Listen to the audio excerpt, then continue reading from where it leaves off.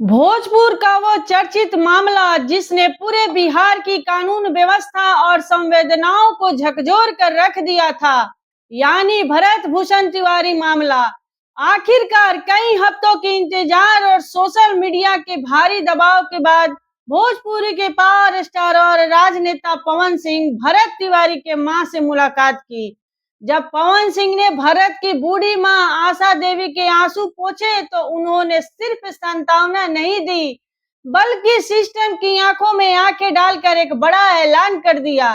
भोजपुर जिले का शाहपुर इलाका और बिलौटी गांव, इसी मिट्टी का बेटा था भरत भूषण तिवारी, एक ऐसा युवा जो गरीबों, वंचित और समाज के दबे कुचले लोगों की आवाज बुलंद कर रहा था। लेकिन एक दिन अचानक खबर आती है कि भरत तिवारी नहीं रहा। भरत तिवारी के जान जाने का आरोप पुलिस पर लगा। पुलिस का अपना दबाव है, लेकिन परिवार और स्थानीय लोगों की आंखों में पुलिस की थ्योरी को लेकर कई गंभीर सवाल है। आरोप लगे हैं कि यह सोची समझी साजिश थी।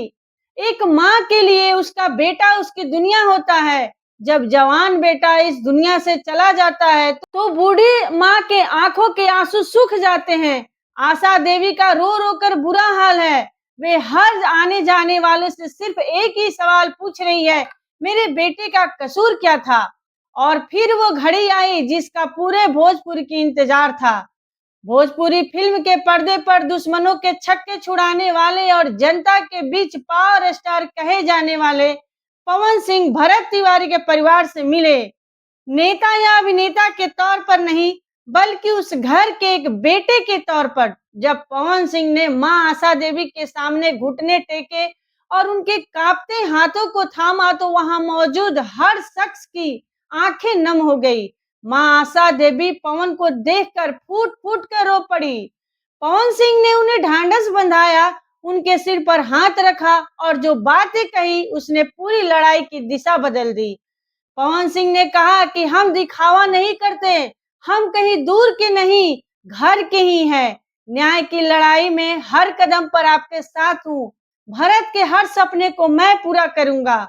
पवन सिंह के ये शब्द सिर्फ जुमले नहीं थे, उन्होंने साफ कहा हम दिखावा नहीं करते। यह सीधा निशाना उन लोगों पर था जो इस त्रासदी में भी अपने लिए सियासी जमीन तलाश रहे थे। पवन सिंह ने साफ किया कि उनका रिश्ता इस मिट्टी से है, इस परिवार से है। वह दूर के मेहमान नहीं, घर के सदस्य हैं। उन्होंने मां आशा देवी को भरोसा दिलाया कि न्याय की यह लड़ाई कितनी भी लंबी हो, अदालत से लेकर सड़क तक पवन सिंह का कंधा इस परिवार के साथ रहेगा। इतना ही नहीं, उन्होंने एक भाई और बेटे का फर्ज निभाते हुए यह भी ऐलान कर दिया कि भरत तिवारी ने समाज के लिए, अपने परिवार के लिए जो भी सपने देखे थे, अब उन सपनों को पूरा करने की जिम्मेदारी पवन सिंह की है। आज सवाल सिर्फ भरत भूषण तिवारी का नहीं है, सवाल हर उस माँ के कलेजे का है जिसका बेटा बिना खाता के व्यवस्था की भेंट चढ़ जाता है।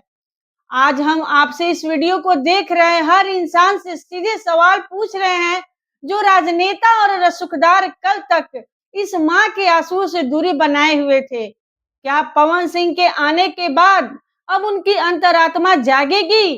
क्या पवन सिंह वाकई इस बूढ़ी माँ को आखिरी सांस तक इंसाफ दिला पाएंगे, या यह मामला भी वक्त के साथ फाइलों में दफन हो जाएगा? आपको क्या लगता है? हमें कमेंट करके बताएं। अगर आप भी चाहते हैं कि भरत तिवारी की बूढ़ी माँ को न्याय मिले और दोषियों को सजा हो, तो इस वीडियो को इतना शेयर कीजिए कि आपकी आवाज सत्ता के गलियारों तक पहुंचे।